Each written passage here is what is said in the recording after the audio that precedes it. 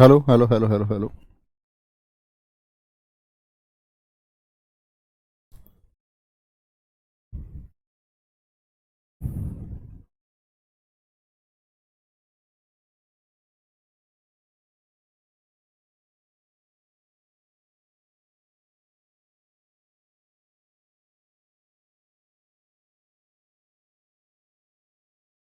Live.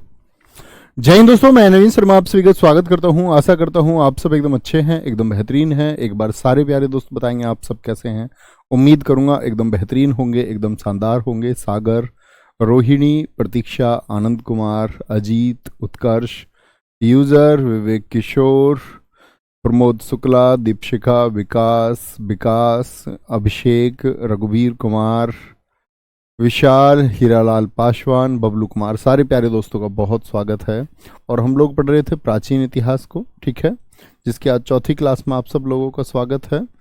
और आप सब लोग जानते ही हैं कि आपकी कक्षा कल तो हुई थी, परसों नहीं हुई, कल नहीं होगी। मैंने आपको पहले ही बताया था, ये डेट आप लोगों ने शायद नोट कर रखी होंगी, 6 और 9 तारीख को। तो 6 तो हो चुकी, 9 को भी आपकी कक्षा नहीं होगी, क्योंकि मैंने आपको बताया था कि 9 को भी मेरी एक मैराथन है, उसके बाद हम फ्री हैं, ठीक है। तो कल मैं आपको बता रहा था दोस्त कि आपका कौन कौन से स्थल कहाँ पर स्थित है। आप सब लोगों ने एक बार इसको ध्यान से पढ़ा होगा। थम्स अप करके बोलिए कि आप सब लोग एक अच्छा रिवीजन करते हैं और एक अच्छे स्टूडेंट की तरह अपने डेटा को हमेशा रिवाइज करने में विश्वास रखते हैं, ठीक है।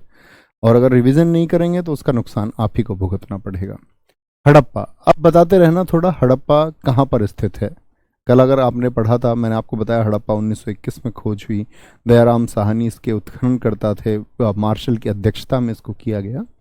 अब हड़प्पा के बारे में बात क्या होती है। हड़प्पा कहाँ पर स्थित है? पाकिस्तान में स्थित है, ठीक है। हड़प्पा कहाँ पर है? पाकिस्तान में। किस रिवर के किनारे है ये तुमको बताना है, ओके। 5 किलोमीटर की परिधि में फैला है, ग्रिड पद्धति से बना नगर है। ये ग्रिड पद्धति क्या थी? बहुत बार पूछा जाता है, हड़प्पा के जो नगर थे वो किस विन्यास पर बने हुए थे। ग्रिड का मतलब था कि सड़कें एकदम सीधी थी और ऐसे चौकोर पर, समकोण पर सड़कें थी, और घर इस तरह थे। यहाँ घर है, ये घर है। तो घरों के दरवाजे किधर हो गए आपका? बोलेंगे फटाफट से। इधर घर थे आपका, मेन रोड की तरफ घर थे, और सड़कें एकदम चौकोर पर थीं। ये सड़क है मान लीजिए, ठीक है, ये सड़क है। तो समझ गए। जैसे आपके यहाँ क्या होता है, आप देखोगे रास्ते कई बार ऐसे गांव में ऐसे घूम के रास्ते होते हैं, ऐसे घर बने होते हैं। लेकिन हड़प्पा में ऐसा नहीं था। ये आपका घर हो गया, ठीक है। आप गांव में देखोगे मोड़दार सड़कें होती हैं, गांव में नहीं होती हैं आजकल। आप कहोगे हाँ भैया, गांव में तो खूब मोड़दार सड़कें होती हैं, लेकिन हड़प्पा में ऐसा नहीं था। हड़प्पा में सब कुछ एकदम 90 डिग्री पर था। तो जो 90 डिग्री पर था, समकोण पर था, उसी को हम बोलते हैं ग्रिड पद्धति। बोलो हाँ भैया, हमारे गांव में भी टेढ़ी मेढ़ी सड़कें हैं, होती ही हैं। शव दफनाने के साक्ष्य यहां से मिले कि आदमी ने शव को दफनाना शुरू कर दिया। आदिमानव तो नहीं दफनाता होगा, ठीक है, मैंने बताया था, उसने तो उसके लिए तो सब कुछ प्रोसेस एकदम नया था। यहां जो कब्रिस्तान ढूंढा गया है इसको बोलते R37। मैं आपसे थोड़ी देर में क्वेश्चन करूंगा कि हड़प्पा में कौन सा कब्रिस्तान मिला, ठीक है, जिसको हम RH37 भी कहते हैं या R37 भी कहते हैं। क्योंकि जब हम आर्यों को जानेंगे तो बहुत सारे लोग ये कहते हैं कि आर्यों ने भारत पर आक्रमण किया। आप क्या मानते हैं, आर्यों ने भारत पर आक्रमण किया या नहीं किया? आर्यन इन्वेजन थ्योरी सच बात है या झूठी एक कहानी है, एक हाइपोथेसिस है, कल्पनाएं हैं, थोपी गई? कपास की खेती हड़प्पा के लोग जानते थे। कुल कितनी फसलों का ज्ञान था? 9 फसलों का ज्ञान था।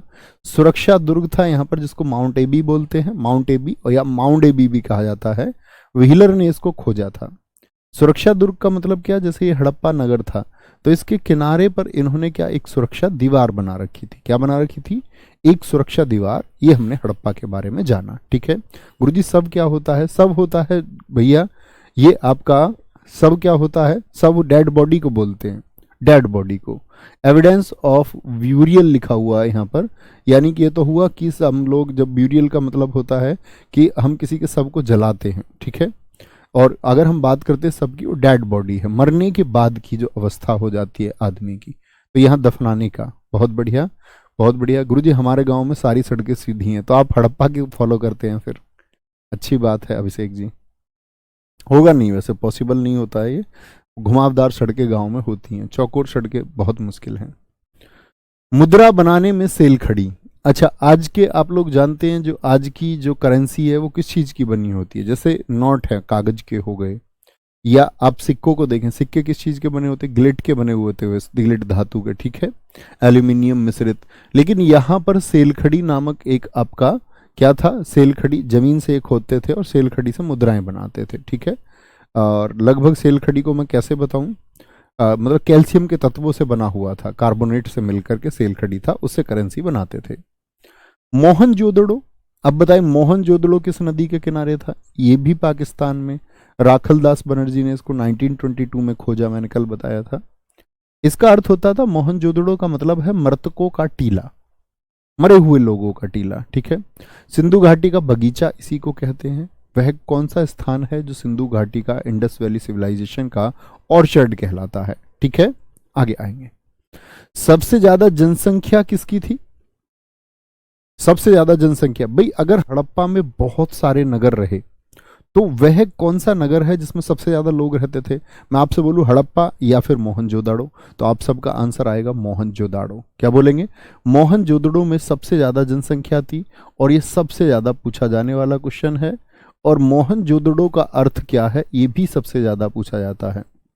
गणेरीवाला के बाद में ये दूसरा बड़ा स्थल है, भारत नहीं, भारत का नहीं है मोहनजोदड़ो, मोहनजोदड़ो पाकिस्तान का है। क्या बोलोगे? पाकिस्तान का। बहुत बढ़िया, पम्मी जी ने ठीक आंसर दिया है, सिंधु नदी के किनारे। विपिन कुमार जी ने भी सिंधी नदी के किनारे। गुरुजी आदिमानव अब भी हैं। अमन कुमार, ये तो आपको सोचना होगा कि अभी हैं या नहीं है आदिमानव, ठीक है। बहुत बढ़िया, हरेंद्र एकदम सही उत्तर दिया है आपने। हलदार जी एकदम सही उत्तर है, ठीक है जी। विशाल अन्नागार कहां से मिला? Huge granary.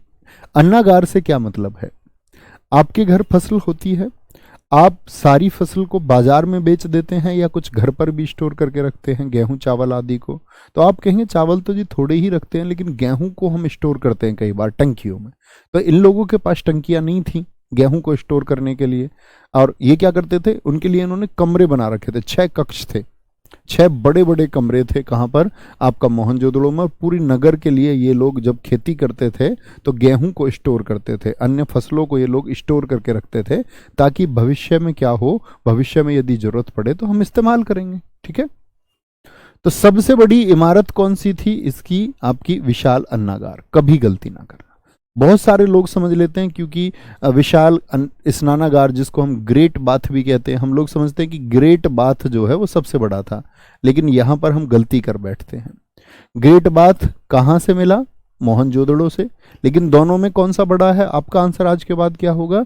विशाल अन्नागार। क्योंकि देखो, आप लोग मैथमेटिक्स जानते हैं, 45 मीटर लगभग लंबा था ये, ठीक है, और लगभग 11 मीटर चौड़ाई थी इसकी। अच्छा जी, ठीक है। तो 45 में 11 की गुणा करोगे, इसका क्षेत्रफल निकाल सकते हैं, लंबाई गुणा चौड़ाई। वहीं जो स्नानागार था वो लगभग आपका 11 मीटर लंबा था, 11.8 था, लेकिन आप 11 में याद रख लीजिए। और आपका लगभग 7.04 या 05 भी कई बार लिखा मिलता है, आप 7 मीटर याद कर लीजिए। और आपका साथ में फिर ये तो 11 मीटर क्या थी, इसकी लंबाई थी, ठीक है, 7 मीटर इसकी ब्रेथ यानी कि चौड़ाई थी, और गहराई थी इसकी 2.43 मीटर। इसका क्षेत्रफल भी आप निकाल सकते हैं, 11 सत्तर 70 दूनी 144, और फिर आधा, और ठीक है। तो आप कहेंगे ये तो लगभग 200 के आसपास आता है, जबकि ये 45 गुणा 11 कितना हो जाएगा? वो लगभग 500 के आसपास आएगा। तो सबसे बड़ा क्षेत्रफल कौन सा है, बताएंगे जरा? सबसे बड़ा क्षेत्रफल क्या रहा होगा? मनोज कटारिया जी कह रहे हैं, गुरुजी आदि मानवों के बड़े मजे रहे होंगे, नो कंपटीशन। नहीं दोस्त, सर्वाइवल के लिए तो कंपटीशन हर एक जगह रहा है। मैंने क्या कहा था आपसे, आपने मेरा स्टेटमेंट नहीं सुना था। और डार्विन की थ्योरी के अनुसार भी वो जातियां जीवित रहीं जिन्होंने संघर्ष किया, तब जीवन के लिए संघर्ष था, ठीक है। आज भी जीवन के लिए संघर्ष है, और वो हमेशा था और हमेशा रहेगा, ठीक है। आगे आएंगे। हड़प्पा की जुड़वा राजधानी, क्योंकि उसके पड़ोस में पाकिस्तान में है, बहुत इंपॉर्टेंट पॉइंट है, कहां पर है वो? मोहनजोदड़ो है। स्वास्तिक चिन्ह, हम लोग पूजा करते हैं, आपने गेट पे स्वास्तिक को देखा? एक बार कॉपी पे बना के देखिए, क्या बोलोगे? स्वास्तिक चिन्ह को आपने देखा है क्या? तो स्वास्तिक चिन्ह जिसको हिटलर भी अपनी बाह पर बांध कर रखता था। अब यहां से बड़ी चीज आएगी, एक हिटलर खुद को कहता था आर्य, और हिटलर स्वास्तिक चिन्ह अपनाता था। आज स्वास्तिक चिन्ह हमको कहां से मिला? मोहनजोदड़ो से भी मिला। तो कहते हैं कि कुछ ना कुछ संबंध रहा, लेकिन हम उस संबंध का खंडन करेंगे आज ही की क्लास में, कि वो थ्योरी कैसे सही है और कैसे गलत है। कौन कहता है? बुने कपड़ों के साक्ष्य कहां से मिले हैं? मोहनजोदड़ो से। क्या बोलेंगे? मोहनजोदड़ो से मिले हैं। कोई दिक्कत, कोई परेशानी? आगे आएंगे, ऊपर दिखाएं क्या बच्चा ने लिखा है। ऊपर जो बच्चा लिख रहा था ये ऊपर बोलेंगे भी फटाफट से। नीचे नीचे, अरे ये यार दिखाओ, बच्चे ने कोई क्वेश्चन किया था। बहुत बढ़िया, वेरी गुड। अरे यार कमाल आदमी। कह रहे गुरुजी जितना आप पढ़ाते उतना बुक में क्यों नहीं दिया गया? ये भी कोई बात होती है? जितना टीचर बोले उतना बुक में हो जाए, इतनी मोटी किताब हो जाएगी। सारे टीचर का बोला हुआ अगर किताब में ले जाए तो इतनी मोटी किताब हो जाएगी। पढ़ लोगे? नहीं पढ़ पाओगे, पढ़ोगे ही नहीं। अगर मैं जो कुछ बोल रहा हूं उसको मैं शब्दों में लिख दूं, कोई भी नहीं पढ़ेगा। वो किताब आपकी हमेशा रखी रह जाएगी। हर चीज का अपना एक महत्व होता है। इसको पहचान के बताइए ये क्या है? ये ग्रेट ग्रेनरी है, विशाल अन्नागार है। विशाल अन्नागार कहां से मिला है? ये विशाल अन्नागार, विशाल अन्नागार। ध्यान से देखिए इस इमेज को, ठीक है। ये इधर से लोग जा रहे हैं, लोगों का एक चित्रण किया गया। ये कमरे हैं, देखो ये इनके अनाज रखने के कमरे। ऊपर से अनाज डालते थे, इधर निकालने के लिए भी था। कमरे कमरे कमरे कमरे कमरे, इधर भी कमरे हैं, ठीक है। तो इसको बोलते थे ग्रेट ग्रेनरी, यानी अन्नागार, अनाज को सेफ रखने के लिए। संजय दहिया जी, बहुत सारा प्यार हमेशा। वाटर प्रूफिंग के साक्ष्य मिले हैं कि आपका वाटर प्रूफिंग समझते हो ना, कि पानी से किसी को नुकसान, जैसे मोबाइल आता है आज वाटर प्रूफ आ जाता है, घड़ी आ जाती है आज वाटर प्रूफ आ जाती हैं। एक सरंगी बैल, एक सींग वाले बैल की आकृति वाली एक करेंसी मिली है यहाँ पर। दाढ़ी वाला महादेव, बहुत इंपॉर्टेंट है, आप इतिहास की किताबों पर अक्सर देखते हैं। पशुपति देवता की प्राप्ति भी कहां से हुई है? मोहनजोदाड़ो से। कांसे की नर्तकी, एक ब्रॉन्ज डांसर, इसको बोलते हैं ब्रॉन्ज डांसिंग गर्ल, यानी एक लड़की मिली है जो डांसिंग की अवस्था में है। ब्रॉन्ज डांसिंग गर्ल है एक, जो नाचने की अवस्था में है। और उसको किससे बनाया गया? लुप्त मोम विधि से, लॉस्ट वैक्स मेथड से। यूबीपैट में एक बार पूछा गया था कि कांसे की नर्तकी को किस विधि से बनाया गया? लुप्त मोम विधि। क्या बोलोगे? लुप्त मोम विधि से इसको बनाया गया है, जिसको हम लॉस्ट वैक्स मेथड कहते हैं, ठीक है। लुप्त मोम विधि से इसको बनाया गया, ऐसी विधि मोम की जो अब लुप्त हो चुकी, ठीक है। तो क्या बोलेंगे जी, हमने क्या क्या इसमें जान लिया? ये सारी चीजें मिली हमको कहां से? मोहनजोदाड़ो से। ये चित्र देख लीजिए आप लोग, ये किसका चित्र है एक बार बताएं। तो आप सारे दोस्त कहेंगे कि भाई साहब ये चित्र है हमारा। अभी मैंने आपको विशाल अन्नागार दिखाया, ये विशाल स्नानागार है। विशाल स्नानागार, सोचो तुम्हारे पास भी नहीं है, बोले भैया हम भी इतने से नहाते हैं। देखो क्या व्यवस्था कर रखी है इन लोगों ने, अपनी बेहतरीन स्विमिंग पूल बना रखा है। क्या बोलेंगे? बेहतरीन स्विमिंग पूल बना रखा है। तो यहां से ये उतरते थे ये लोग। ये कौन सी दिशा है? नॉर्थ, और ये साउथ। प्रश्न पूछा जाता है कि जो ग्रेट बाथ था उसमें सीढ़ियां किस तरफ थीं? तो सीढ़ियां किस तरफ थीं? एक विकल्प मिलेगा पूर्व से पश्चिम की तरफ, एक मिलेगा आपका पश्चिम से पूर्व की तरफ, एक उत्तर और दक्षिण की तरफ, या इनमें से कोई नहीं। तो क्या बोलोगे? उत्तर और दक्षिण की तरफ। सीढ़ियां किधर थीं? उत्तर और दक्षिण की तरफ। एक बच्चा कह रहा है ये फोटो कहां से मिले? अरे भाई साहब, कब खोज हुई है इसकी? ये पूरा का पूरा तह निकला है जमीन में, शहर दबा हुआ। आपने सुनी नहीं क्या कल मेरी बात? मोहनजोदड़ो में रिसर्च हुई है, 7 लेयर्स में शहर निकला है। एक परत, एक के नीचे दूसरी परत, तीसरी परत, चौथी परत, 5वीं परत, 6 परत, 7 परतों की खोज आज तक हो चुकी है। और अभी भी कहते हैं बहुत सारे ऐसे नगर हैं जो खोजने के लिए बाकी हैं, जिनकी तहें जमीन में जड़ी हुई हैं। भूगर्भ में ऐसे बहुत से शहर होंगे जो अभी खोजे जाने हैं। फोटो कहां से? फोटो आज भी आप जाके देख के आइए, आज भी है वो। विशाल स्नानागार है, ग्रेट बाथ इसको हम कहते हैं। है बेहतरीन व्यवस्था? नहीं है, अपनी तरह समझ रहे हो क्या? दाढ़ी वाला महादेव देखा है कभी इतिहास की किताबों पर? तो ये दाढ़ी वाला महादेव है। इसके दाढ़ी देखिए, बढ़िया एकदम से इसने सेट वेट कर रखी है अपनी दाढ़ी। कौन है? दाढ़ी वाला महादेव। कहां से मिला है? दाढ़ी वाला महादेव एक मूर्ति है। ये कहां से प्राप्त हुआ? तो क्या बोलोगे? ये मूर्ति प्राप्त हुई जी मोहनजोदड़ो से, ठीक है, मोहनजोदड़ो से। ओके जी। ये कौन है जो बैल बताया मैंने? देखो मैंने आपको एक बात कही थी, कुबड़ वाला बैल। कुबड़ वाला बैल, ये क्या है? बैल के कुबड़ है। क्या है? कुबड़ है। अच्छा, बैल के ऊपर क्या लिखा हुआ है ये पढ़ के बताइए जरा। कितने दोस्त पढ़ सकते हैं? बताएंगे जरा। कितने दोस्त पढ़ सकते हैं? तो आप क्या कहेंगे इसको? आप कहेंगे भैया सिंधु घाटी सभ्यता की जो लिपि थी वो भाव चित्रात्मक थी, उसको पढ़ा नहीं जा सका है। पिक्टोग्राफी अज्ञात है। क्या है? अज्ञात है, पढ़ा नहीं जा सकता है। सर जी उस समय पर आपका पानी जो था वो गंदा नहीं होता था भैया, आरओ थोड़ी थे उनके पास में। वैज्ञानिक रूप से बहुत ज्यादा विकसित नहीं थे। धीरे धीरे हम बात करते रहेंगे इसके बारे में, ठीक है। कह रहा दाढ़ी इनकी मोदी जी के जैसी है। ये देखो भैया लेडी डांसिंग अवस्था में, ब्रॉन्ज डांसिंग गर्ल, एक्टिंग में है पूरी। देख रहे हो ब्रॉन्ज डांसिंग गर्ल। तो ये उस समय पर एक हाथ में इसने क्या कर रखा, पूरे हाथ में चूड़ी धारण कर रखी है इधर। क्यों? ब्रॉन्ज मतलब कांसे की थी, मोहनजोदड़ो से मिली। कहां से? मोहनजोदड़ो से मिली, ठीक है। क्या बोलेंगे? मोहनजोदड़ो से प्राप्त हुई है। तो इनके फोटो और इमेज ध्यान रखेंगे थोड़ा सा कि भाई ये कैसे दिखते थे, क्या इनके चित्र हैं, ठीक है। आगे आएंगे। बहुत बढ़िया। क्या कहेंगे जी? गुरुजी नहीं पढ़ी जा रही हमसे, ये क्या लिखी हुई? भाव चित्रात्मक है ना, इसीलिए नहीं पढ़ी जा रही है आपसे, है ना। एक बच्चे ने कहा मैं पढ़ सकता हूं। अरे भाई साहब। चनहुदड़ो पाकिस्तान का ही है। यहां से मन का बनाने का कारखाना मिला, ठीक है। मन का बनाने का, जैसे हम बोलते हैं ना मोती आदि, इन सबको बर्तन आदि, मन का बनाने का कारखाना एक मैके उत्खनन करता है, उसने खोजा। वक्राकार ईंटें। आपके घर की ईंटें कैसी हैं? आप कहोगे ईंटें हमारे घर की तो ऐसी हैं। ऐसा नहीं था कि सिंधु घाटी सभ्यता में भी ऐसी ईंटें नहीं थी। सिंधु घाटी सभ्यता में भी 1:2:4 के अनुपात में ईंटें मिली हैं। लंबाई उनकी 4 रेशियो में, और उनकी जो चौड़ाई हो, क्या बोलेंगे आपका, जो चौड़ाई होती थी वो 2 के रेशियो में, और जो मोटाई होती थी वो 1 के रेशियो में। तो इसको ऐसे बोलते हैं 7, 14 और 28। 28 सेंटीमीटर लंबी ईंट, 14 सेंटीमीटर चौड़ी ईंट और 7 सेंटीमीटर मोटी ईंट। कहाँ से? ये मिली है हड़प्पा से।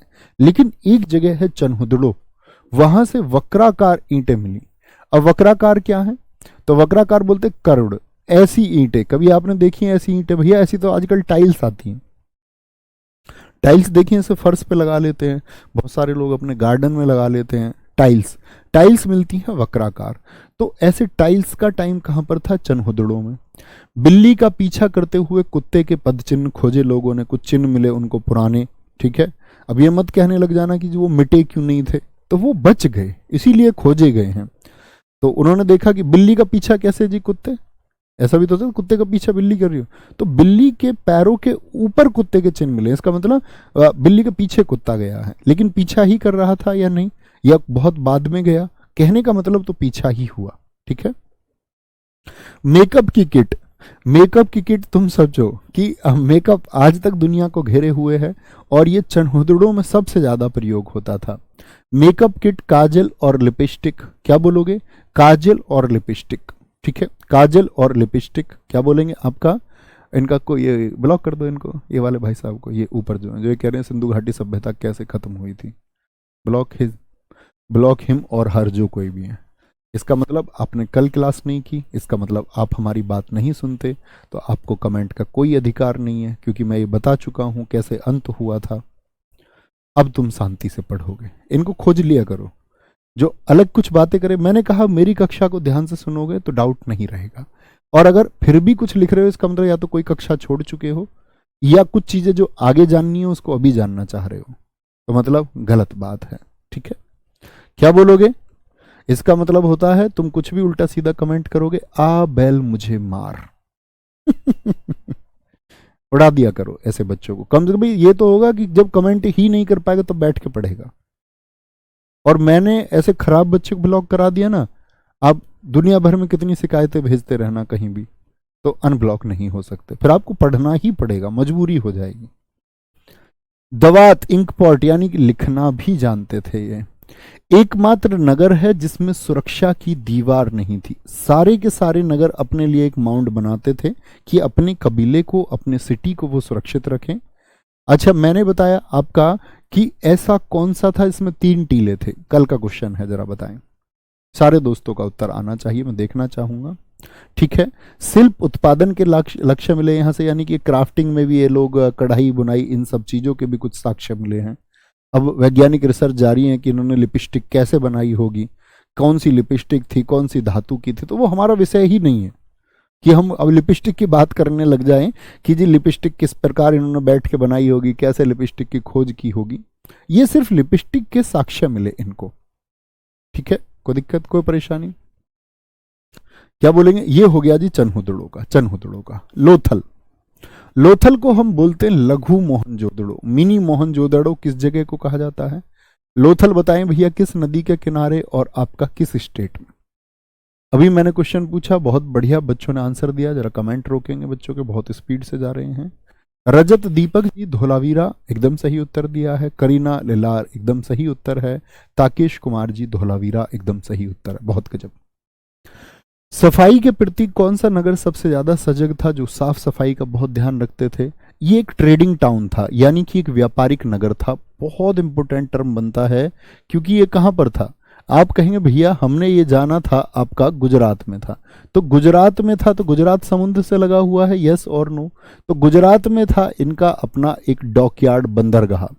बंदरगाह समझते हैं, जहां पर ये लोग अपने शिप खड़े करते थे, और शिप खड़े करते थे तो फिर समुद्र में ये लोग व्यापार भी करते थे, तभी तो बंदरगाह बना रखा था। बंदरगाह क्या खेलने के लिए बनाया होगा? क्या वो क्रिकेट खेलेंगे बंदरगाह बना के? बंदरगाह जहाज खड़े करने के लिए, गोदीवाड़ा भी इसको हम कहते हैं, ठीक है, पोर्ट बोलते हैं। तो इनके पास अपना पोर्ट भी था, तो व्यापार में आगे थे। भारत के सभी हिस्से के अन्य अन्य लोग जो सिंधु घाटी के आसपास थे यहाँ से संपर्क करते थे, तब बिजनेस अपना करते थे। घोड़े की हड्डियों के साक्ष्य कहाँ से मिले हैं? लोथल से। और एक और जगह है जहां से घोड़े की हड्डियों के साक्ष्य मिले हैं, सिंधु घाटी सभ्यता का सुरकोटड़ा। मैंने कल भी बोला था आपसे, सुरकोटड़ा नामक स्थल से भी मिले हैं, सुरकोटड़ा से भी मिले हैं, ठीक है। कहां से? सुरकोटड़ा से भी मिले हैं, ओके। शतरंज के खेल के साक्ष्य की, शतरंज को जानते थे? शतरंज के खेल के साक्ष्य बिल्कुल ठीक है, गुजरात में। आप सब लोगों ने एकदम से ठीक लिखा है, very good very good very good, बहुत ठीक उत्तर है, बहुत शाबाश। जो लोग आप ऐसे उत्तर देते हैं, गुरुजी ये खोज करते हैं, इनको परमिशन कौन देता? भारत सरकार, भारतीय पुरातत्व विभाग, इसीलिए दोस्त स्थापित किया गया है। बहुत अच्छा प्रश्न है आपका कि जो आर्कियोलॉजिकल सर्वे ऑफ इंडिया है उसको स्थापित इसीलिए किया गया। पुरातत्व मतलब पुरानी चीजों को खोजना है, और भारत सरकार उसके लिए नियुक्तियां करती हैं, लोग हैं वहां पर, कर्मचारी हैं, वो उस कार्य में लगे हुए हैं, ठीक है। 3 युगल समाधि, 3 कपल्स टॉम्ब, एक साथ तीन युगल समाधि, या तो पता नहीं 3 प्रेमी प्रेमिका हैं, या 3 पत्नी पति थे, कैसे हैं पता नहीं, 3 भाई बहन हैं, क्या है? 3 युगल समाधि यहीं से मिली हैं। हाथी दांत से बनी हुई, हाथी दांत समझते हो? हाथी दांत बड़ा महंगा होता है, और आपने देखा होगा एक समय पर जब आपका वीरप्पन जैसे चंबल के डाकू थे, तो चंदन की तस्करी से लेकर के हाथियों के मारने तक का बिजनेस होता था। कहते हैं ना कि हाथी जिंदा लाख का, मरा 1.25 लाख का, क्योंकि हाथी दांत फिर निकाल लेते मरने के बाद में। तो हाथी दांत बड़ा महंगा होता है, लेकिन ये हाथी दांत से यहाँ पर मोहरें बनी हुई थी, ठीक है। मेसोपोटामिया से मैंने कहा ये व्यापार करते थे। मेसोपोटामिया को आज हम किस नाम से जानते हैं? कल मैंने आपको बताया। मेसोपोटामिया कौन सा देश है? आप कहेंगे इराक है जी, आज का जो इराक है, तो इराक से इनका व्यापार होता था, ओके। चावल का छिलका यहां से मिला। हड़प्पा सभ्यता का मैनचेस्टर इसको कहते हैं हम, किसको? लोथल को, मैनचेस्टर। ऐसे कितने दोस्त हैं जो ये बता सकते हैं कि मैनचेस्टर किस देश में है? आपने बहुत बार सुना होगा, उत्तर भारत का मैनचेस्टर आपका कानपुर है, उत्तर प्रदेश का। दक्षिण भारत का मैनचेस्टर हम लोग कई बार अहमदाबाद, कोयम्बटूर को कहते हैं। क्या बोलोगे? मैनचेस्टर से मतलब क्या होता है? मैनचेस्टर एक जगह है दोस्त, क्या बोलोगे? मैनचेस्टर, मैनचेस्टर एक जगह है, किस देश में है? इंग्लैंड में है। और ये क्यों प्रसिद्ध है? इंग्लैंड में ये प्रसिद्ध है कपड़ा उद्योग के लिए, कपड़ा उद्योग के लिए। सिंधु घाटी के लोग कपड़ा पहनते थे या नहीं? अब भैया यहाँ ये लोग, मैंने बोला बुनाई के साक्ष्य मिल रहे हैं, तो ईंटें तो बुन नहीं रहे होंगे, कपड़ा ही बुन रहे होंगे, तो क्या कहेंगे आप कि यहां से कपड़ा उद्योग के बारे में जानकारी मिलती है। और कपड़े का व्यापार कहां पर होता था? लोथल में। अनाज पीसने की चक्की, मम्मी का मॉडल, मम्मी फिल्म मूवी देखी है आपने हॉलीवुड की? मम्मी का मतलब क्या होता है? जैसे पहले आदमी एक्सपायर हो जाता था, यानी कि व्यक्ति का देहांत हो जाता था, व्यक्ति मर जाता था, तो मरने के बाद भी उसकी बॉडी को बहुत दिन तक रखते थे लोग, लेप लगा के बहुत सारे, उसके शरीर को सुरक्षित रखते थे। कहते थे कि भाई हम इसके शरीर को सुरक्षित रखेंगे। उसके शरीर को सुरक्षित रखा जाता था। मिस्र में ये बहुत हुआ, मिस्र में क्या बोलोगे, जो मिस्र सिविलाइजेशन है उसमें ये बहुत हुआ, लेकिन उसका प्रभाव क्योंकि इन सब सभ्यताओं का आपस में आना जाना था, एक ही समय की लगभग सभ्यताएं हैं, तो इन्होंने ये पक्की बात है कि सीखा होगा मिस्र से। क्योंकि आप लोग ये भी कह सकते हैं कि भैया जरूरी थोड़ी है, आधुनिक रिसर्च जो ये कहती हैं कि सिंधु घाटी सभ्यता मिस्र की सभ्यता से पुरानी है, तो ऐसा भी तो हो सकता है कि वहां की सभ्यता ने हमारे यहाँ से सीखा हो, पॉसिबल है संभवतः, लेकिन हमारे यहाँ बहुत ज़्यादा इसका प्रमाण नहीं मिलता है, वहाँ ज़्यादा प्रमाण मिलता है जो इस बात की सार्थकता तय करता है कि वहाँ से हमने सीखा। ठीक है। मिट्टी की नाव, क्या बोलेंगे, मिट्टी की नाव यानी खिलौने के रूप में कहाँ पर मिली है, कहाँ पर मिली है, आगे आएंगे।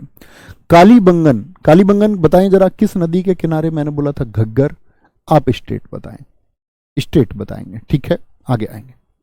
भैया इन स्थलों के नाम खोजकर्ताओं ने, हाँ पूरी टीम रखती है, एक नाम दिया जाता है, ठीक है, उस पर सहमति बनती है। ऐसा नहीं है कि कहीं नाम पड़ा हुआ मिल गया, शहर का एड्रेस मिल गया, क्योंकि अगर नाम लिखा हुआ भी होता तो आपको सोचना चाहिए बच्चे। आपका प्रश्न है कि इनके नाम कहीं लिखे हुए मिले, अगर लिखे हुए भी मिले होते तो क्या हमने इनके लिखे हुए को पढ़ लिया?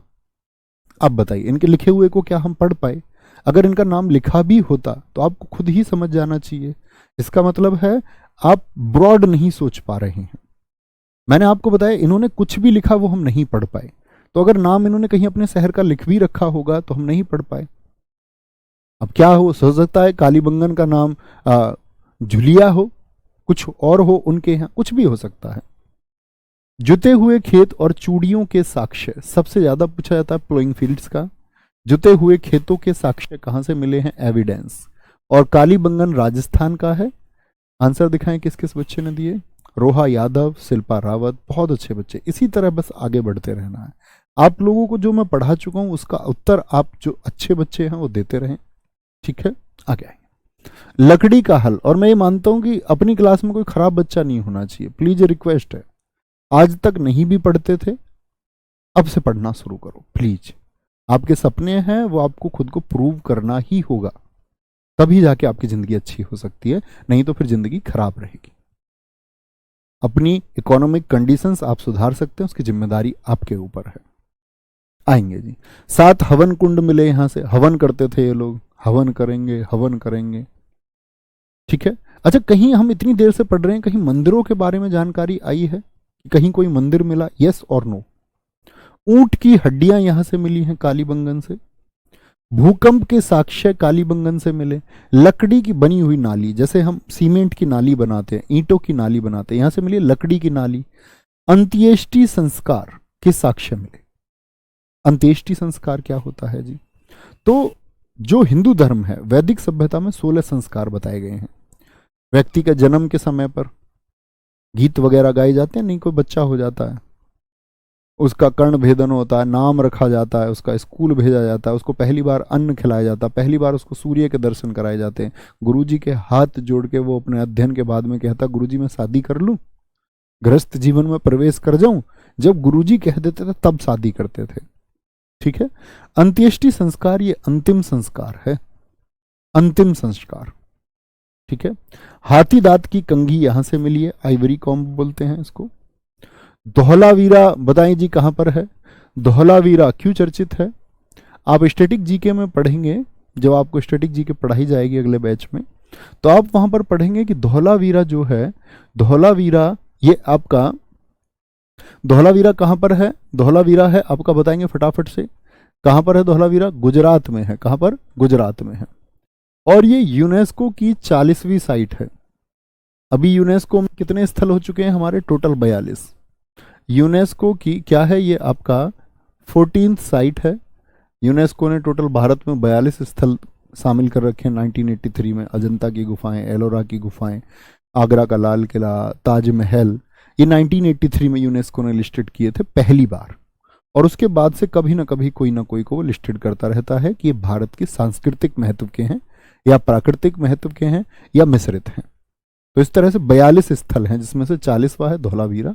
और इसका सबसे ज्यादा अच्छा क्वेश्चन मिलता है कि यहां पर एक वाटर मैनेजमेंट के लिए बेहतरीन व्यवस्था थी, यानी पानी के निकलने के लिए कि पानी कहीं जमाव ना हो, पानी निकले अच्छे से, एक बेहतरीन सिस्टम देखने को मिलता है। सुनामी के साक्ष्य, सुनामी जानते हैं, जब समुद्र की लहरें बहुत ऊंची उठ जाती हैं। एक बार आई थी सुनामी, भारतीय तटों पर भी बहुत लोगों की जान ले ली थी। स्टेडियम के साक्ष्य, यानी ये लोग खेल भी खेलते थे, खेल भी खेलते थे। ठीक है, बहुत बढ़िया गुरुजी। अंत्येष्टि संस्कार, हाँ बिल्कुल ठीक लिखा है राजबिंदु कुमार जी आपने, बहुत बढ़िया। अपनी क्लास एकदम जबरदस्त चलती है, बहुत शानदार। सारे बच्चे आंसर दे रहे होते हैं। इसी तरह के बच्चों की जरूरत है कि आप कभी भटके ना। क्लास में आप लोग टॉपिक के अलावा कभी कोई बात मत करो, तो आप सक्सेस रेट जो है आपका वो बढ़ जाएगा, आप सिलेक्शन की तरफ जा रहे हैं। आप अपना ध्यान बटा के कुछ और लिखेंगे, इसका मतलब you are destroying your future, आप फिर अपना जीवन बर्बाद कर रहे हैं। सुर कोटड़ा, यहां से क्या मिला? घोड़े, हाथी, भेड़िए की हड्डी मिली, पत्थर की किलेबंदी, ये सब नहीं पूछा जाता है। बनावली से आपका मिट्टी का हल, बहुत इंपॉर्टेंट है। बनावली बताइए जरा किस राज्य में? बनावली हरियाणा में। यहां से भी हाथी दांत कंगी। अब आप कहेंगे हाथी दांत कंगी दो जगह से मिल गई, तो परीक्षा में वो दोनों जगह आपको कभी लिख के नहीं देगा। ठीक है। जौ के दाने, मिट्टी का हल, खिलौने के रूप में, खिलौने के रूप में। ठीक है, आगे आते हैं। ये तो हुई सिंधु घाटी सभ्यता। फिर मैंने बताया आपको वैदिक सिविलाइजेशन। वैदिक का मतलब क्या हुआ? ये बना हुआ है आपका वेद में एक शब्द से। ठीक है, वैदिक। वेद किससे बना हुआ है? विद से। विद, और विद का मतलब क्या होता है? ज्ञान। ये एक धातु है, इसका मतलब होता है ज्ञान, यानी कि नॉलेज। मैं आपसे कभी भी पूछूंगा वेद का क्या अर्थ है, क्योंकि सिंधु घाटी सभ्यता के बाद में जो समय आया वो था वेदों का समय। अच्छा, वेद किसने लिखे हैं, कौन बताएगा? अब यहां मेरी बातों को आप ध्यान से सुनना। बहुत सारी चीजें आज के यूथ के ऊपर थोपी जा रही हैं। हमारे जवान लड़के और लड़कियों को कुछ नहीं पता है, वो निराधार बहस करने में लगे हुए हैं किसी से भी, क्योंकि कहते हैं कि सोशल मीडिया का जमाना है और लोग अपना ज्ञान 15 सेकंड की क्लिप सुन करके लगाते हैं, उसके ऊपर चर्चाएं करते हैं और कभी नहीं जानना चाहते, स्वयं भी रिसर्च नहीं करना चाहते। तो वेद और ज्ञान जो है, तो वेद जो है आपका, ये कहा जाता है कि वेद क्या है? तो वेद एक ईश्वरीय वाणी है, ईश्वरीय वाणी है ये। ठीक है, ईश्वरीय वाणी, यानी कि ये ईश्वर की एक लैंग्वेज है। और इसीलिए वेदों को हम क्या कहते हैं कि इनको किसी पुरुष ने नहीं लिखा है, पुरुष ने नहीं लिखा है। क्या बोलोगे? इसीलिए इनको बोलते अपौरुषेय, नॉन ह्यूमन है। क्या बोलोगे? अपौरुषेय है। यानी कि अगर हम बात करें आपका कि नॉन रिटन बाय ह्यूमंस, ऐसे कह सकते हैं, मनुष्य ने इसको नहीं लिखा। आप सब लोगों ने पूछा, उत्तर दिया वेद व्यास। आपको उत्तर देना था जब मैंने कहा, बहुत कम बच्चों को उत्तर मैं देख पा रहा हूं, शायद इक्का दुक्का बच्चा जो लिख रहा है, किसी ने नहीं लिखा वेदों को। बहुत अच्छी बात है। तो वेद जो है ईश्वरीय वाणी है। जो वेद व्यास है ना दोस्त, वेद व्यास, उन्होंने इसका संकलन किया है। क्या किया है? संकलन। संकलन का मतलब लिखना नहीं होता, संकलन का मतलब होता है कंपाइलेशन उन्होंने किया, उन्होंने इकट्ठा किया है, इकट्ठा किया है। कैसे जी? तो ईश्वरीय जो वाणी थी, ईश्वर ने जो ज्ञान दिया वो ऋषियों को दिया, ऋषियों ने इस ज्ञान को अपने शिष्यों को सुनाया, तो शिष्यों को कंठस्थ कराया। शिष्यों को क्या कराया? कंठस्थ कराया। और उन्हीं शिष्य परंपरा में एक हुए वेद व्यास। वेद व्यास जी का नाम सुना है? नहीं? वेद व्यास जी को हम कई जगह पे जोड़ते हैं। तो एक तो वेद व्यास जिन्होंने चारों वेदों के लिए कहा जाता है इनको। अन्य वेदों में अन्य अन्य विश्वामित्र जी का भी नाम आएगा, अन्य ऋषियों का भी नाम आएगा। तो वेदों से जुड़े हुए हैं एक तो श्री कृष्ण द्वैपायन वेदव्यास नाम है इनका पूरा। एक महाभारत किसने लिखी है? संकलन किया महाभारत का भी, लेखन तो कहते हैं गणेश जी ने किया था महाभारत। तो कोई कहता है कि एक व्यक्ति इतना कुछ लिख दे, एक तो ये थ्योरी चलती है, तो संभव नहीं है। अरण्यक भी लिखा, ब्राह्मण ग्रंथ भी लिखे, कई संहिताएं भी कई लिखी उन्होंने। जब पुराण लिख रहे थे लोमहर्ष ऋषि और उनके पुत्र अग्रशिरवा, तो उनके साथ भी काम इन्होंने किया। तो लोग कहते हैं कि एक आदमी इतना कैसे लिख सकता है? इसीलिए स्वामी विवेकानंद जी ने एक स्पष्टीकरण दिया था इस बात के ऊपर। स्वामी विवेकानंद जी ने कहा था, वेद व्यास कोई एक आदमी नहीं है, वेद व्यास एक परिवार रहा होगा, एक समूह रहा होगा जो खुद को वेद व्यास कहते थे, खुद को वेद व्यास कहते थे। ठीक है, तो क्या बोलेंगे? ये एक ईश्वरीय वाणी हुई, इतनी बात आज तक क्लियर रखेंगे, आज के बाद नहीं कहेंगे। तो क्या बोलेंगे? वेद व्यास जी ने लिखा है, संकलन किया है, कंपाइलेशन किया है। एक स्टोरी तो ये भी चलती है कि वेद व्यास जी अपनी कुटिया में रुके हुए थे, एकदम से एक आकाशवाणी हुई और वेद व्यास जी से कहा कि बाढ़ में किसी प्रकार के अमुक ग्रंथ के पृष्ठ बह रहे हैं, आप उनको इकट्ठा कर लीजिए। पहला प्रश्न तो ये हुआ, संकलन हुआ। अच्छा, अगर मैं बोलूं आपसे, क्या वेदों में सब कुछ है? क्या वेदों में सब कुछ बताया गया है? तो हमारी आज की जो जवान पीढ़ी है, इंस्टाग्राम और व्हाट्सएप सोशल मीडिया के ज्ञान के द्वारा वह यह समझती है कि वेदों में सब कुछ है। यह आपके ऊपर थोपी गई एक चीज है। वेद बहुत बड़े नहीं है। आप भी यदि वेद पढ़ने बैठेंगे, ऋग्वेद, यजुर्वेद, सामवेद, अथर्ववेद को, तो मुश्किल से मुश्किल 6 महीने आपको लगेंगे। हाँ, इसमें ऋग्वेद बड़ा है जिसमें लगभग 10,000 रचनाएं हैं। अदरवाइज गीता में जितने श्लोक हैं उतने चारों वेदों में लगभग श्लोक हैं। बड़े अच्छे से आप पढ़ सकते हैं। और कभी भी किसी से ऐसी कोई बहस आप मत करना अपने जीवन में जिसका ज्ञान आपको ना हो, चर्चा ही ना करना। आप ये सोचना मैं इसके बारे में पहले रिसर्च करूंगा, और इसमें तौहीन नहीं होती कोई। मैं कोई बात नहीं जानता, आप मुझसे पूछेंगे, मैं कहूंगा कि भाई साहब मैं इसके बारे में रिसर्च करके आपको बता दूंगा। ऐसा तो नहीं है कि मनुष्य सब कुछ जानता हो। हमको अपने पूरे जीवन काल जानना है। रविंद्रनाथ टैगोर जी का एक कथन था, वो अंतिम समय में रो रहे थे, आंसू बहा रहे थे उनके। तो उनके पास एक आपके शिक्षक गण, उन्होंने पूछा था उनसे कि आप इतने नॉलेजेबल आदमी क्यों रोते हैं? रविंद्रनाथ टैगोर बहुत नॉलेजेबल थे। उन्होंने कहा, बस मुझे इस बात का दुख है कि इस यहां समुद्र के जितना ज्ञान था, लेकिन मैं एक बूंद ही प्राप्त कर पाया। तो सीखने का प्रोसेस पूरी जिंदगी का है। आप अगर चाहें आज की कक्षा में आप सब कुछ जान जाएंगे तो नहीं जान सकते। मैं सोचूं मैं आपको एक कक्षा में सब कुछ पढ़ा दूंगा तो नहीं पढ़ा सकता, ये मेरी भूल होगी। ठीक है, तो वेद जो है, क्या वेदों में सब कुछ है? तो आप कहेंगे नो, वेदों में सब कुछ नहीं है। वेदों में प्रकृति की पूजा से लेकर के, लेकिन वेद सत्य है, वेद झूठ नहीं कहते।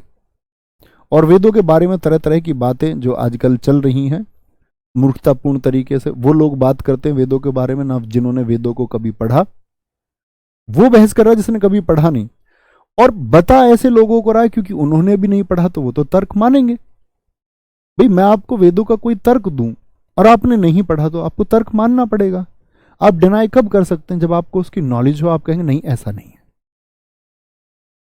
तो वेद प्रकृति की पूजा को शुरू करते हैं। यहां पर मंदिर नहीं थे, ये प्रकृति की पूजा शुरू हुई है। प्रकृति की पूजा मतलब सूर्य की पूजा किस प्रकार होनी चाहिए, वायु देवता की पूजा किस प्रकार होनी चाहिए, इंद्र की पूजा किस तरह होनी चाहिए।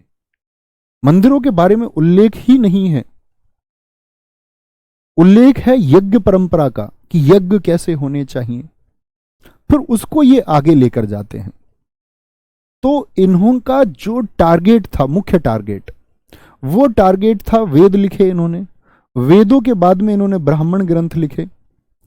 ब्राह्मण ग्रंथ लिखे इन्होंने पहले कह दिया इंद्र की पूजा करो, इंद्र की पूजा करो, इंद्र देवता को पूजो, वो बारिश के देवता है। और जैसे जैसे वेदों का अंत हुआ तो वेद ही कहते हैं कि कोई रूप नहीं है इंद्र का, वह सिर्फ ब्रह्म का स्वरूप है, यानी उनका कोई रूप ही नहीं है। यानी स्वयं कहा पहले तो कि प्रकृति की पूजा करो और बाद में कह दिया प्रकृति ब्रह्म है, आपको मिलेगी ही नहीं, इंद्र देवता आपको दिखेंगे ही नहीं कहीं। फिर ये बात भी एक्सेप्ट कर लेते हैं, यानी वो सत्य है, अपनी बात को छिपाते नहीं है कि भाई हमने पहला ऐसे कह दिया था तो अब तो वो बात बना के रखनी पड़ेगी। जैसे मान के चलो मैं आपको आज की क्लास में कुछ गलत कुछ इनपुट मुझसे चला जाता है और मैं कल उसी इनपुट के लिए आपसे ये कहूं नहीं भाई साहब उसी को मैं ढोके चलता रहूं, जबकि मेरा ध्येय क्या बनता है, मैं आपसे कहूं कि भाई साहब मुझसे कल ये गलती हुई थी एक। ये एक सही तरीका है, वेद उस पर सटीक बैठते हैं, सटीक उतरते हैं। ठीक है, ब्राह्मण ग्रंथ लिखे गए। ब्राह्मण ग्रंथ का मतलब ब्राह्मण जाति से नहीं है, ब्राह्मण ग्रंथ का मतलब वेदों को समझने के लिए, कि ब्रह्म की तरफ ले जा रहे हैं। फिर जो लोग आरण्यक की तरफ चले गए, आरण्यक ग्रंथ लिखे गए, जो ऋषि चले गए थे अरण्य, अरण्य का अर्थ क्या होता है? जंगल, वन। जो लोग वन में, जंगल में चले गए, वहां जो ग्रंथ उन्होंने लिखे वो और स्पष्ट कर रहे हैं चीजों को कि कैसे आचार विचार होने चाहिए, किससे लिख रहे हैं, कुछ कुछ प्राचीन कहानियों को लिख रहे हैं। इसके बाद सबसे मुख्य आता है उपनिषद। उपनिषद का मुख्य टारगेट हो जाता है सेल्फ नॉलेज। फिर यह बात स्पष्ट होती है कि उपनिषद का अर्थ है आत्मज्ञान, कि आप खुद को जाने, खुद के बारे में ज्ञान प्राप्त करें आप। वेदों का मूल लक्ष्य, अब लोग कहते हैं वेदों में सब कुछ है, आप किसी से कहेंगे अच्छा ब्रह्मोस मिसाइल के बारे में कुछ लिखा हुआ है वहां पर, तो आप कहेंगे यार ये तो सही बात है। न्यूक्लियर फिजिक्स लिखी हुई है क्या वहां पर? स्ट्रेटोफिजिक्स के बारे में कुछ लिखा हुआ है? आजकल जो साइंटिफिक प्रोग्राम चल रहे हैं इसके बारे में कुछ लिखा? आप कहेंगे नहीं, उनका वो मतलब ही नहीं है ना, उनको वो बताना था। वेदों को लिखने के पीछे ये नॉलेज लोगों को देना था कि आपको आत्मज्ञान कैसे हो, और आप आत्मज्ञान की तरफ जाना चाहते हैं। और हम लोग क्या कर देते हैं अपने देश में? बवंडर कर दिया हमने, बवंडर। हमने चीजों को उलझा दिया। आदि गुरु शंकराचार्य ने जो अद्वैत दिया हमारे देश में,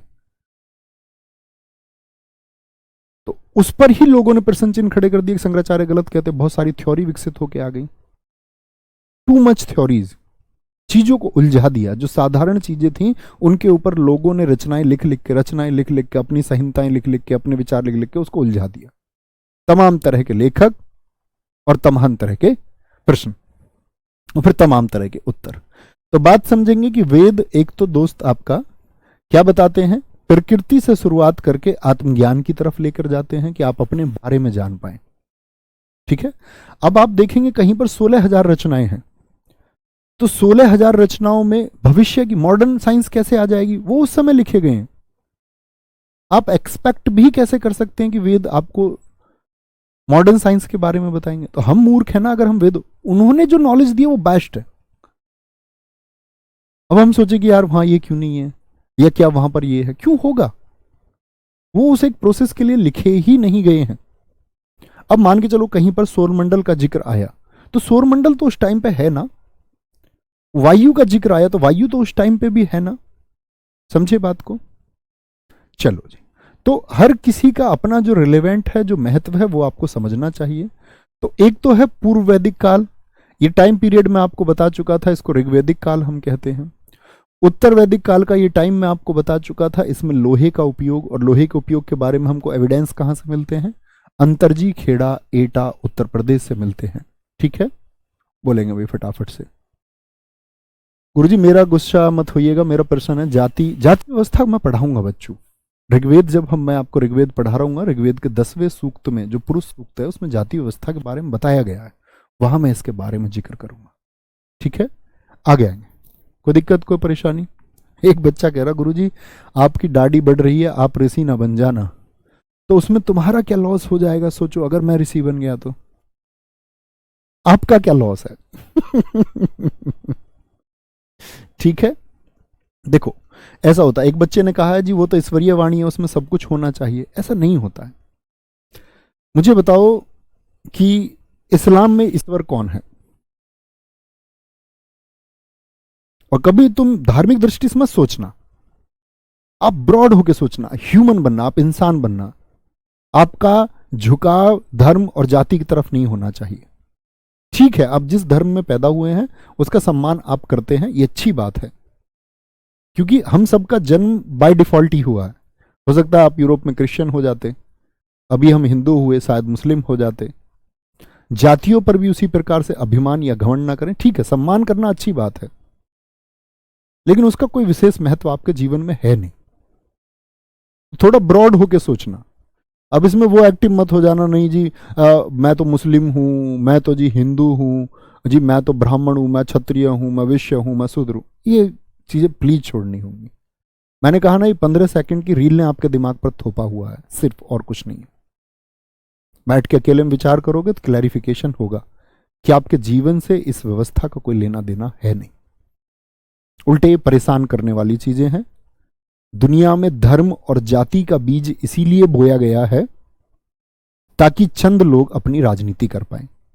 ताकि चंद लोग अपनी पॉलिटिक्स कर पाएं और आम जनता को उसमें धकेल दिया जाता है हर एक जगह।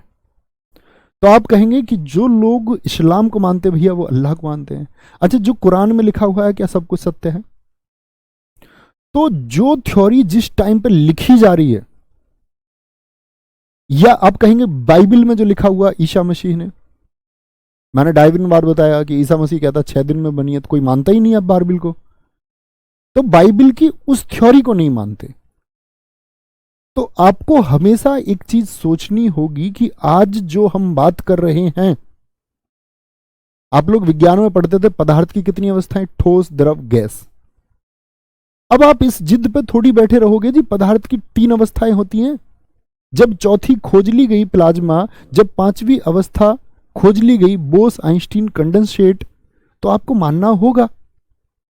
तो जो चीज कितनी पुरानी लिखी गई है, उस समय पर क्या मान्यताएं थी, वो उसके अनुसार लिखी गई। आज आप पुरानी चीजों को लेकर ना बैठे रहो कि उसमें ऐसा लिखा हुआ है, कुरान में लिखा हुआ है तो वही होगा, बाइबल में लिखा हुआ है तो यही होगा। आपको पुरानी चीजें लेकर नहीं बैठनी है। हम समय पर क्या होता है, आपको जैसे संविधान में संशोधन आप करते हैं, रिफॉर्म्स की आवश्यकता होती है। समझे मेरी बात को, थम्स अप करिए। कहीं कहते हैं धरती चौकोर है, कहीं कहते हैं धरती चौपटी है। मैं अपनी क्लास में आप लोगों से पूछता हूं कि धरती की आकृति कैसी है, आज आपको नहीं पता है बहुत सारे बच्चों को। कोई जियोइड कहता है, कोई अंडाकार कहता है। आप 12वीं पास कर गए, आप जिस पृथ्वी पर रहते उसके बारे में, क्योंकि हम जानना नहीं चाहते। हमको लगता है कि किसी ने जो बता दिया उसके बारे में हम रिसर्च। आप मेरी बातें सत्य क्यों मानते हैं? You have to research. पृथ्वी की आकृति मैं आपसे पूछूं, बताएं जरा क्या है, तो खुद ही सोच लेना। मैं बोलूंगा पृथ्वी की आकृति लगभग गोलाब है, ऑब्लेट स्फेरॉइड इसको अंग्रेजी में कहते हैं। कल भी मैंने क्लास में बताया 3 बजे प्रैक्टिस सेट में आपको, लगभग गोलाब। समझे? आगे आएंगे। सामान्य जानकारी, ये 2 लोग शाकाहारी और मांसाहारी दोनों थे, और शाकाहारी मांसाहारी का बड़ा अंतर मिलता है। देखो, जैसे आप देखोगे नॉर्थ के जो ब्राह्मण से, जैसे मैं अपने घर की बताऊं कि हमारी मम्मी है, तो हमारी मम्मी प्याज लहसुन नहीं खाती, मैं खा लेता हूं। हमारी मम्मी ये कहती है कि आज मंगलवार है तो आज किसी को प्याज लहसुन नहीं मिलेंगे। तो ये क्या है, ये मान्यताएं हैं जो चलती आ रही हैं। हम मान्यताओं को मान भी सकते हैं, हम उनको डिनाई भी कर सकते हैं, हमारा खुद का अपना चुनाव होता है। ठीक है, कोई चीज किसी मनुष्य को, देखो चीज गलत क्या है ये समझना होगा। गलत वो चीज है जिससे किसी का लॉस होता हो, बस पिक्चर सीधी सी क्लियर है। आपको पता है आप चोरी करोगे, किसी की जरूरत के पैसे हो सकते हैं, वो उससे शायद अपने बच्चे का इलाज कराए, बच्चे की फीस देगा, आप चुरा लें, गलत है। तो हर एक चीज का आप चुनाव कर सकते हैं, सही है या गलत है। आपने सड़क पे गए, आपने किसी पे कमेंट कर दिया, जिसको हम बोलते हैं आपका, क्या बोलते हैं उसको हम, कि वो आदमी पुरुष ही नहीं है। हो सकता है लड़की कल जाके इतनी ह्यूमिलिएट हो जाए, वो सुसाइड कर ले, कौन जिम्मेदार है? शायद घर से ना निकले, डरने लग जाए। तो ऐसी कोई भी चीज जो किसी के लिए दिक्कत पैदा करे वो गलत हो सकती है। ओके, तो नॉर्थ में जो ब्राह्मण है वो नहीं खाते, अब तो बहुत सारे लोग खाते हैं, हर प्रकार की जाति के लोग अब नॉनवेज खाते हैं। लेकिन जो पहले ब्राह्मण से उधर आपका बंगाल में, वो मछली खाते थे। दक्षिण के ब्राह्मण नॉन वेजिटेरियन थे काफी, बहुत सारी आपके वर्ग मिलते हैं जो नॉनवेज खाते हैं। तो ये भी कैसे थे, वैदिक लोग जो थे ये मांसाहारी और शाकाहारी दोनों लोग थे। ठीक है, सामान्यतः मकान निर्माण 4 वर्ग हो गए, मतलब मकानों का निर्माण भी करते थे। 4 वर्ग होते थे यहां पर, पुरोहित जो पूजा आदि के कार्य देखते थे, यज्ञ आदि कराते थे, योद्धा अपने कबीले की रक्षा करने वाले, कबीले में कुछ व्यापारी लोग होते थे जो व्यापार करते थे, जरूरत की चीजों का आके लोगों को प्रोवाइड कराते थे, और एक होते थे लेबर, श्रमिक। तो 4 वर्ग थे। कितने वर्ग थे? 4 वर्ग थे। अभी देख लेना ध्यान से, मैं आपसे पूछूंगा। 4 वर्ग थे। कुछ लोग लिखने लग गए हम नहीं खाते, हम नहीं खाते। आपका प्रश्न ही नहीं है कि आप खाते हैं कि नहीं खाते। मैंने आपसे क्वेश्चन किया कि आप खाते हैं कि नहीं खाते। यही तो मूर्खता है तुम्हारी, कि क्या पढ़ाया तुमको जा रहा है। मैंने तो आपसे प्रश्न किया ही नहीं कि आप खाते हैं, तो आपके माइंड ने कहा कि लिख देते हैं। इसीलिए तुम्हारी दिमाग की अवस्था का विकास नहीं हो पाता बहुत सारे लोगों का, और बहुत सारे लोग अत्यंत बुद्धिमान हो जाते हैं। आप ही में से वो बच्चे होंगे जो बैठ के सुन रहे होंगे और अपने कुछ लिख रहे होंगे, अच्छा मुझे इस चीज के बारे में रिसर्च करनी है, ये जानना है। वही बच्चा है जो आई ना मूवी 12th फेल, अभी मैंने देखी नहीं लेकिन उपन्यास पढ़ा था मैंने कि उस उपन्यास में क्या था, मनोज शर्मा 12th फेल, कि कैसे 12वीं फेल एक लड़के ने अपने गांव में देखा एम्बेसडर बत्ती और बोला कि मुझे एम्बेसडर में बैठना है, तो उसी दिशा में चल दिए। आप दिशा ही नहीं बदल रहे हैं तो नुकसान कर बैठोगे एक दिन अपना, है ना। सभ्यता के पतन के कारण क्या रहे, बाढ़ या जलवायु परिवर्तन। मैं आपसे पूछूंगा, बाढ़ या क्लाइमेट चेंज हुआ। मापतोल 16 के गुणक में चलती थी, जैसे आज मापतोल कैसे चलती है, 50 ग्राम 100 ग्राम, आज 0 का गुणक है एक, मल्टीपल 5 मल्टीपल 10 का। आज हम 50 ग्राम के बाद आपने कहीं दुकान पर देखा 60 ग्राम का बाट, 70 ग्राम का बाट देखा है क्या तुमने, 90 ग्राम का नहीं जी। यहां बाट होते थे 16 ग्राम 32 ग्राम 64 ग्राम, ठीक है।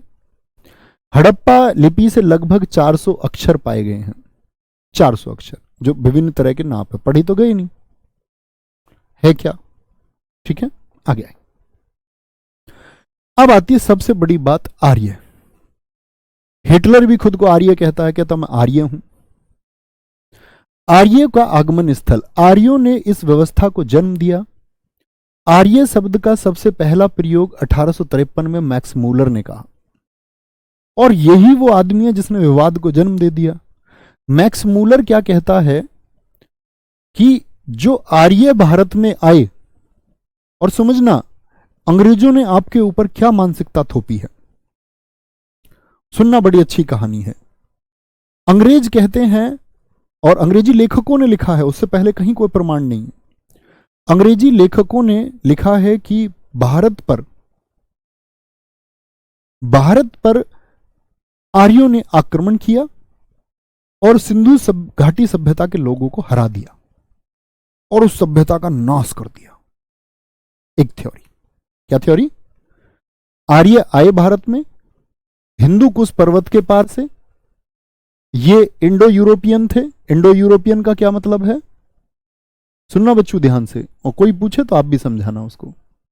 इंडो यूरोपियन से मतलब क्या है, भारोपीय, यानी कि यूरोप वाले देशों से अरब के देशों में होते हुए ये कहां पर आए, हिंदू कुश पर्वत इधर पार करते हुए भारत में आए, और यहां जो सिंधु घाटी सभ्यता थी यहां के लोगों को इन्होंने हराया। और अंग्रेज कहते हैं, एक जिक्र आएगा राजा सुदास का युद्ध, अंग्रेज कहते हैं राजा सुदास आर्यों का हीरो था, वो एक नायक था, वो एक सभ्य आदमी था। उसने यहां पर जो भारत के लोग थे उनको ये कहते थे द्रविड़, अर्थात काले। द्रविड़ जिनको हम दक्षिण भारत में भी आज जानते हैं, द्रविड़ लोग, द्रविड़ भाषा कहां की, दक्षिण की, द्रविड़ आज साउथ में है। और ये जो लोग थे आर्य, ये कैसे थे, ये गोरे थे। कहते हैं गोरे लोगों ने आकर के भारत के काले लोगों को हरा दिया और आर्यों का नेतृत्व किया राजा सुदास ने। और यहां के जो 10 राजा थे, काले राजा, वो इकट्ठे लड़े सुदास से, लेकिन सुदास का कुछ ना बिगाड़ पाए। राजा सुदास जीता, गोरों की इन काले भारतीयों पर जीत हुई, और साथ में हमको कह दिया असभ्य, कह दिया ये भारत के जो द्रविड़ लोग थे असभ्य थे, बर्बर थे, इनको ना रहना आता था ना सहना आता था, ना इनको खाना आता था ना पीना आता था, इनके अंदर सभ्यता नाम की चीज नहीं थी, रहन सहन नाम की चीज नहीं थी, इनको तो आकर आर्यों ने सिखाया है। तो अंग्रेज इस थ्योरी को क्यों कहते थे, क्योंकि अंग्रेज अपने शासन को वैध बनाना चाहते थे कि भारत की ये नियति रही है कि उस पर बाहर से शक्ति आए, उनको मैनेजमेंट सिखाएं, उन पर शासन करें, ये पहले से नियति रही है। आर्य भी ऐसे ही आए, हम अंग्रेज भी ऐसे ही आए हैं आप सब लोगों को सिखाने के लिए, बड़ी अच्छी बात है। तो क्या ये बात सत्य है मैक्स मूलर की, नहीं। आपसे कोई पूछे आधुनिक रिसर्च के अनुसार, क्योंकि सिंधु घाटी सभ्यता से भी डेड बॉडीज मिली, सिंधु घाटी सभ्यता से जो डेड बॉडीज मिली उन सब का एक जेनेटिक कोड होता है। मेरी बॉडी का एक जेनेटिक कोड होगा, एक आनुवांशिक संरचना होगी, आप जीव विज्ञान में पढ़ते होंगे। आपकी बॉडी का एक जेनेटिक कोड होगा जो आपके पिताजी से मैच करेगा। तो एक जीन है, R1AZ93, एक R1AZ43 जिसकी जीन्स स्टेपी में पाई गई हैं। ये बात तो सिद्ध हो गई कि ये लोग आए स्टेपीज के मैदान। स्टेपीज के मैदान यानी ये यूक्रेन से आए। आर्य कभी भी पूछे, सारे दोस्त बोले क्या आंसर आएगा आपका? आर्यों की ये बात सिद्ध होगी, वो स्टेपी क्षेत्र से आए, यूक्रेन रूस से होते हुए एशिया आए, भारत आए, ये बात सत्य है। लेकिन सिंधु घाटी सभ्यता के पतन के बाद आए। जेनेटिक कोड इस बात को आज प्रूव कर चुका है। आर्यन इन्वेजन थ्योरी जो अंग्रेजों ने हमारे ऊपर थोपी, हमारी बहुत सारी टेक्स्ट बुक्स में है, वो एकदम से गलत है, निराधार है। तो आप कहेंगे वो भारत में आए, खाना बदोश जाति थी, भारत का मौसम अनुकूलन के लिए वो जगह जगह घूम रहे थे, तो आर्य यहां पर आए। आर्य नो डाउट श्रेष्ठ थे, लेकिन उन्होंने भारतीयों से कोई युद्ध नहीं किया, किसी प्रकार के द्रविडियंस को उन्होंने नहीं हराया। वो भारत में आए, यहां के समाज से मिले जुले, व्यापार किया और फिर यहां पर बसे। कोई युद्ध नहीं हुआ, क्योंकि सिंधु घाटी सभ्यता उनके आने से पहले बाढ़ और जलवायु परिवर्तन की वजह से क्या है, नष्ट हो चुकी थी। थम्स अप करके बताएं, आप समझ पाएंगे तो क्या बोलेंगे? ये हमारा यूक्रेन स्टेपी के मैदानों से मिड एशिया होते हुए फिर हिंदू कुश पर्वत पर आए। आर्यों का अर्थ क्या होता है? श्रेष्ठ। मैक्स मूलर कहता है मध्य एशिया से आए। बोगज कोई अभिलेख बताता है, बहुत सारे अलग अलग लोगों ने कहा। एडवर्ड मेयर ने कहा पामीर के पठार से आए हैं। यहां कल कंटिन्यू करेंगे यहां से, ठीक है? तो जरूर पढ़ना है, ध्यान से समझते रहिए। उम्मीद करूंगा आप इसको बहुत एंजॉय करते होंगे, बहुत कुछ सीख पाते होंगे। ख्याल रखिए। जय हिंद, जय भारत, जय मां सरस्वती, नमस्ते, जय हिंद।